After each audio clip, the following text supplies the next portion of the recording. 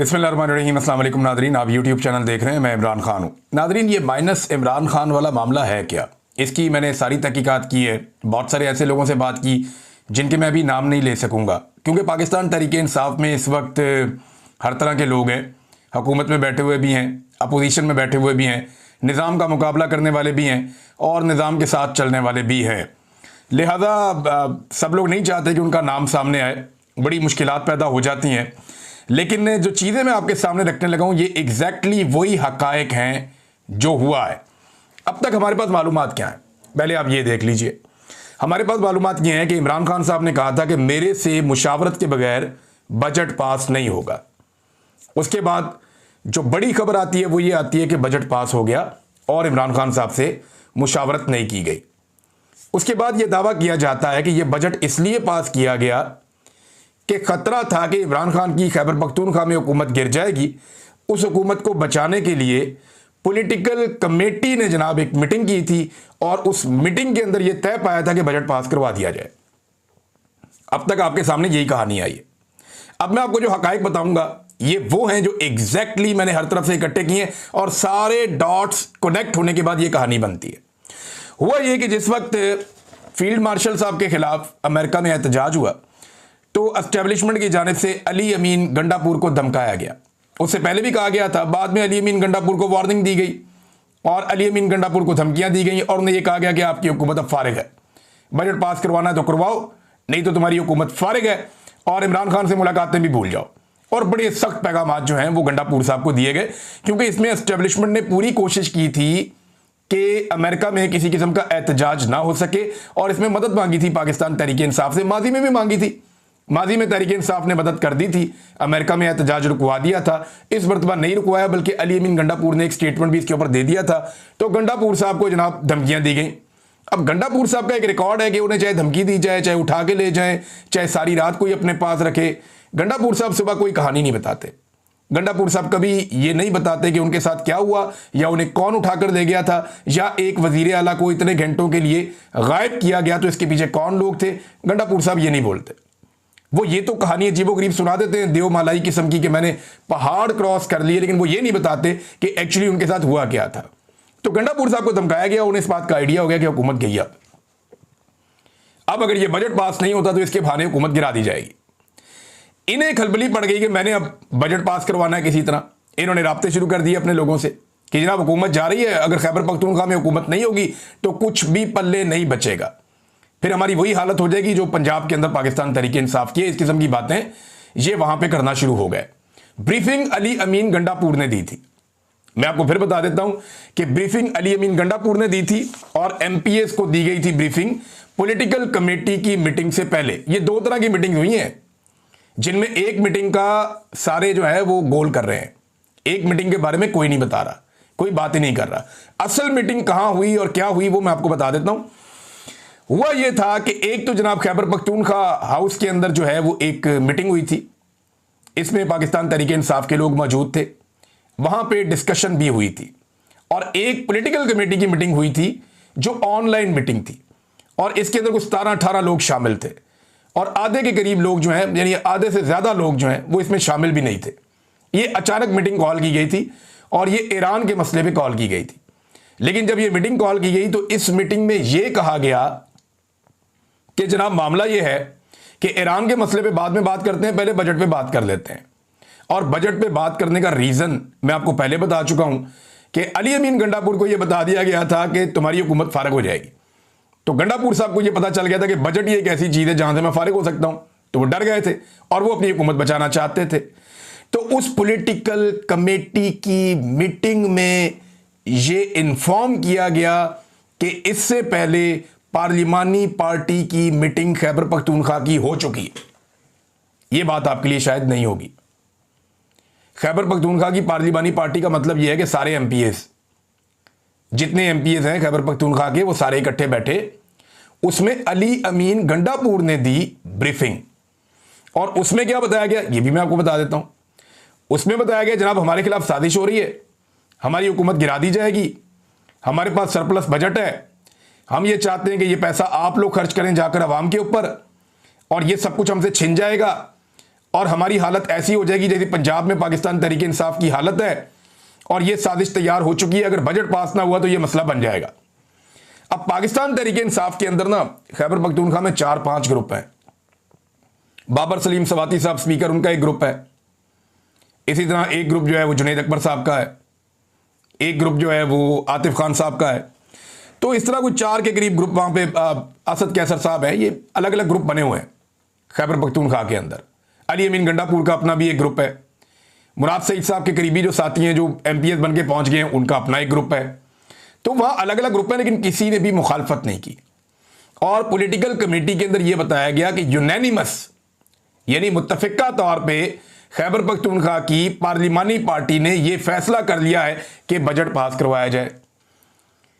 अब जो सियासी कमेटी के लोग हैं ना, उनका यह कहना है कि जनाब हमारे सामने जब यह चीज आ गई कि मुत्तफिका तौर पे खैबर पख्तूनख्वा की असेंबली ने यह फैसला कर लिया है या पार्लिमानी पार्टी ने यह फैसला कर लिया, तो हम कैसे रोक सकते हैं? वो तो मुत्तफिका फैसला करके आ गए।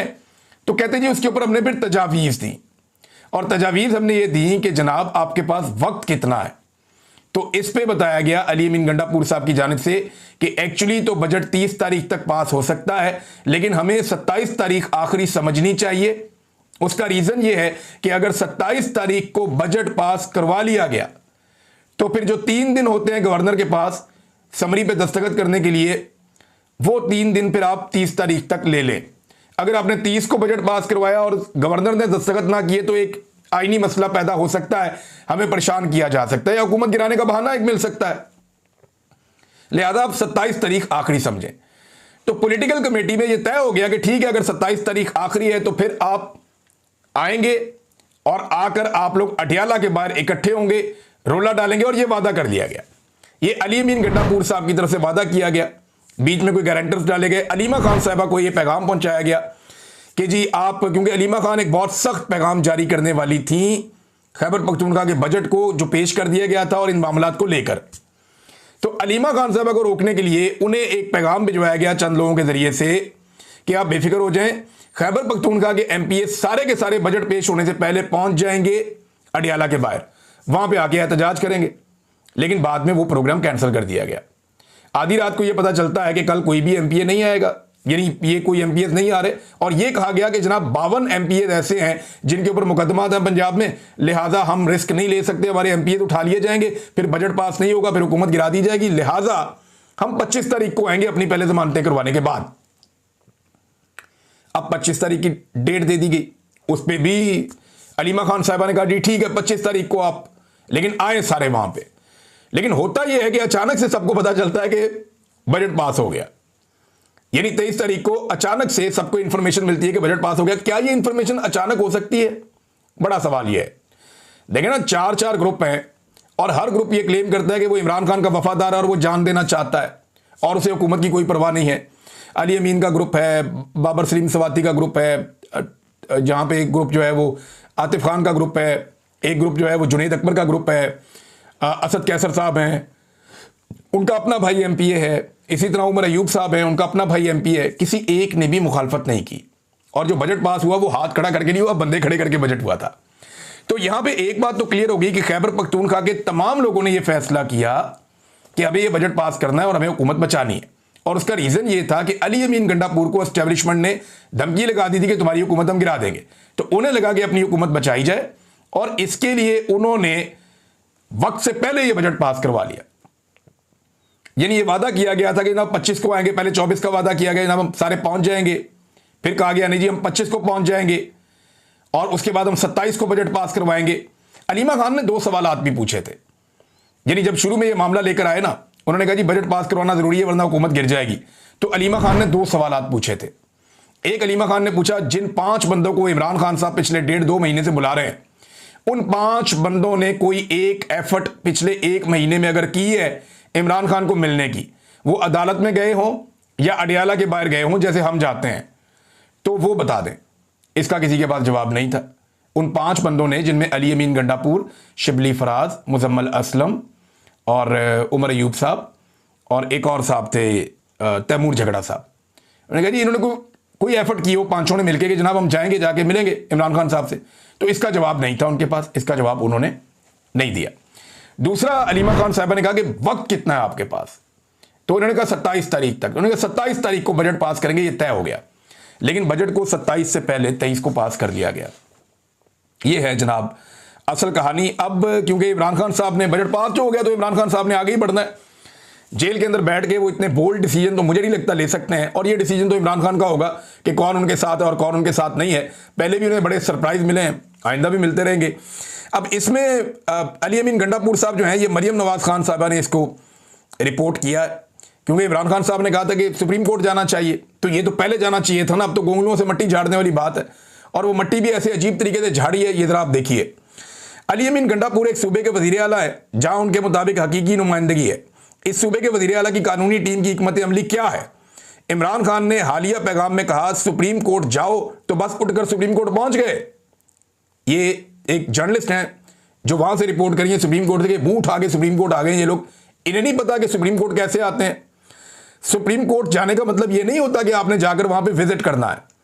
आपने दरखास्त दायर करनी होती है, जिसका एक बाकायदा कानूनी तरीक़ाकार होता है। सरदार लतीफ़ खोसा और बाकी जो लोग हैं, एडवोकेट जनरल खैबर पख्तूनख्वा, उन्होंने अली अमीन गंडापुर को बताया ही नहीं, और वो जस्टिस मंसूर अली शाह साहब के सामने जाकर अदालत में पेश हो गए और उन्हें कहा जी आप आज खुद नोटिस इस मामले का ले लें। उनको भी मुसीबत में डाल दिया कि जनाब तुसी आज खुद नोटिस आप ले लें। तो इस पे जनाब जो जस्टिस मंसूर अली शाह साहब हैं, उन्होंने कहा कि आप गलत दरवाज़ा खटखटा रहे हैं, बेहतर है चीफ जस्टिस या रजिस्ट्रार ऑफिस का आप रुख करें जाकर। और लतीफ़ खोसा साहब ने कहा जनाब कि आपका आशीर्वाद चाहिए, यानी जजेस को जानबूझकर इम्तिहान में डालकर किसके मकासद को पूरा कर रहे हैं ये लोग। यानी अली अमीन गंडापुर साहब ने मुंह उठाया और चले गए सुप्रीम कोर्ट। इमरान खान ने कहा भाई वो तरीकाकार होता है सुप्रीम कोर्ट जाने का, मतलब ये नहीं है कि आपने वहां जाना, जाके अंदर से विजिट करके चक्कर लगा के एंजॉय करके सैर करके बाहर आ जाना। नहीं, आपने अपनी कानूनी दरखास्त दायर करनी होती है।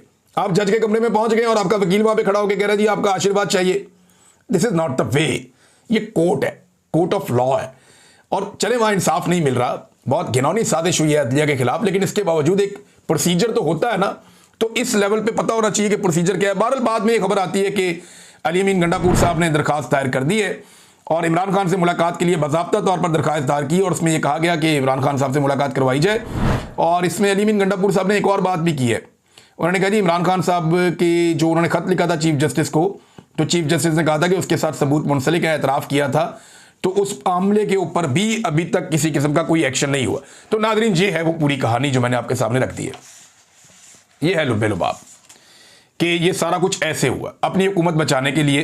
वो चारों ग्रुप जो दिन रात एक दूसरे से लड़ते हैं और हर ग्रुप ये कहता है कि वो ज़्यादा इमरान खान का वफादार है, इन चारों ने मिलकर खैबर पख्तूनख्वा की हुकूमत को इसलिए बचाया कि हुकूमत जाते हुए वो नहीं देख सकते, और उन्हें यह लगता है कि अगर ये हुकूमत चली गई तो इमरान खान साहब का और सियासी तौर पे वैसे भी उन सब का बहुत बड़ा नुकसान हो जाएगा। तो दिन रात लड़ने वाले कैसे इकट्ठे हुए, और ये पॉलिटिकल कमेटी के ऊपर बार बार डाल रहे हैं। पॉलिटिकल कमेटी के लोग बार बार मुझे मैसेजेस और फोन करके बता रहे हैं कि जनाब हमारा कोई लेना देना नहीं है। सलमान अकरम राजा कह चुके हैं, बाकी सारे कह चुके हैं, यार हमारा कोई लेना देना नहीं है, ये बजट पास करने का हमने नहीं कहा। ये पार्लिमानी पार्टी जो थी खैबर पख्तूनख्वा की, जिसमें सारे एमपीए शामिल थे, उनको अली अमीन गंडापुर ने ब्रीफिंग दी थी, उसके नतीजे में ये बजट पास हुआ। वो ये कह रहे हैं कि ना उन्होंने किया है, वो कह रहे हैं जी उन्होंने किया है। बहरहाल इमरान खान साहब ने इसको पी लिया, इस मामले को भी माजी की तरह, और इस वक्त पीना ही बनता था, इसके ऊपर ज्यादा रोला तो और वो डाल नहीं सकते। अब नाज़रीन जहां पे बजट पे बात होनी चाहिए ना कि गरीब आदमी को क्या मिला, किसान को क्या मिला, मजदूर को क्या मिला, लोगों को रिलीफ कितना मिला, वहां पे ये बात होने की बजाय बात ये हो रही है जनाब कि बजट पास कैसे करवाया गया। और ये सारी कंट्रोवर्सी जो है ये खुद से पैदा की गई। अगर 2-3 दिन इंतजार कर लेते, दिल बड़ा कर लेते, ऐसे कोई हलवा थोड़ी है कोई आएगा और आके हुकूमत गिरा देगा। हुकूमतें ऐसे थोड़ी गिरती हैं, अवामी हुकूमत है, अवाम का बड़ा प्रेशर है खैबर पख्तूनख्वा में। लेकिन एक बात और भी अली अमीन गंडापुर को अंदाजा हो गया है कि वो अब अवाम में उतने मकबूल नहीं है। इमरान खान साहब की मकबूलियत अवाम में बहुत ज्यादा है, लेकिन अली अमीन गंडापुर ने अपनी मकबूलियत अवाम में खो दी है। कभी पहाड़ियां चढ़ के, कभी लोगों को छोड़कर, कभी लाशों को छोड़कर वो भाग गए। तो इसकी वजह से उनकी मकबूलियत खैबर पख्तूनख्वा के अंदर कम हुई है। तो उन्हें शायद ये लगता है कि अब अगर उनकी हुकूमत गिर गई तो लोग उनके लिए खड़े नहीं होंगे। इमरान खान के लिए तो खड़े होते रहेंगे, लेकिन गंडापुर के लिए खड़े नहीं होंगे और वो अपनी हुकूमत गंवा बैठेंगे। उन्हें ऐसा लगता है, लिहाजा उन्होंने जो किया ये ऑब्वियस था और ये दिखाई दे रहा था कि ऐसा ही होना था। अब नाज़रीन पंजाब में असातिज़ा बहुत बड़ी तादाद में पंजाब असम्बली के बाहर पहुंच गए। ये हज़ारों की तादाद है बहुत बड़ी तादाद में। मुतालबा वो ये कर रहे हैं जी कि हमारी तनख्वाहों में और पेंशनों में 50% तक इजाफा किया जाए, हमारे अलाउंसेस भी बढ़ाए जाएं। देखिए, महंगाई जिस शरह से बढ़ी है, इस तरह से पाकिस्तान में लोगों की तनख्वाहें नहीं बढ़ी, लोगों की आमदन नहीं बढ़ी, उसकी वजह से लोग परेशान हैं। यास्मीन राशिद साहबा ने खत लिखा, उन्होंने कहा जी कि पंजाब के बजट में आवाम के लिए कुछ नहीं है। गुज़िश्ता 2 सालों में सूरत हाल मजीद बिगड़ गई है। 44% लोग गुर्बत की लकीर से नीचे चले गए हैं। 26वीं तरमीम के बाद इंसाफ की उम्मीदें ख़त्म हो गई हैं। और इन तमाम मुश्किलात के बावजूद जो टिकटॉकर वज़ीर आला हैं, उन्होंने 40 अरब रुपए अपनी ज़ाती तशहीर पर खर्च कर डाले हैं। हमारे मुल्की हालात अब बनाना रिपब्लिक से भी गए गुजरे हैं, अल्लाह हमारी मदद करे। ये डॉक्टर यास्मीन राशिद साहबा ने और भी बहुत कुछ लिखा, बड़ी डिटेल है उनके इस लेटर के अंदर जो उन्होंने जेल से खत लिखा। लेकिन देखें, कुछ चीज़ें पाकिस्तान तहरीक इंसाफ को बतौर अपोजिशन करनी चाहिए थी जो उन्होंने नहीं की। जहाँ पे हम हुकूमत को याद दिलाते हैं कि उन्हें अवाम का ख्याल रखना है, उन्हें अवाम की उमंगों के मुताबिक आगे चलना है और अवामी जज्बात हम हुकूमत तक पहुँचाते हैं, तो अपोजिशन के लिए भी कुछ रिस्पॉन्सिबिलिटीज़, कुछ जिम्मेदारियाँ होती हैं। देखिए, किसान का इशू आया, इतना बड़ा इशू आया, किसान का बेड़ा गर्क करके रख दिया इस हुकूमत ने। पाकिस्तान तहरीक इंसाफ किसान के साथ खड़ी नहीं हुई, बयानात की हद तक खड़ी हुई, प्रैक्टिकली क्या किया? कुछ नहीं किया। पेट्रोल इमरान खान के दौर में 5 से 10 रुपए बढ़ता था तो अपोजिशन तिगनी का नाच नचाती थी, कुछ नहीं किया। बिजली और गैस की कीमतें जो इन्होंने कहा था कि 300 यूनिट तक हम मुफ्त कर देंगे, उनको दुगना तिगना 4 गुना तक ले गए। इसके ऊपर किसी किस्म का कोई हमने नहीं देखा कि कोई स्ट्रेटजी बनाई हो, किसी किस्म का कोई हुकूमत को टफ टाइम दिया हो, तो नहीं हुआ ऐसा। पानी का इशू, नई नहरें निकालने का इशू, इसके ऊपर पाकिस्तान तहरीक इंसाफ कहाँ थी? सिवाय मुखबरी करने के और बात बाहर निकालने के तहरीक इंसाफ ने कुछ नहीं किया इस पे। चीनी का स्कैंडल, इमरान खान के दौर में चीनी 80 रुपए किलो के करीब जब पहुंची तो पूरे पाकिस्तान में भौचाल आ गया था। इमरान खान को चीनी चोर डिक्लेयर कर दिया गया था कि ये जनाब माफियाज हैं। और आज वही चीनी 210 रुपए, और अभी अवाम की जेब के ऊपर 80 रुपए से ज्यादा का डाका डाला गया है फी किलो के हिसाब से।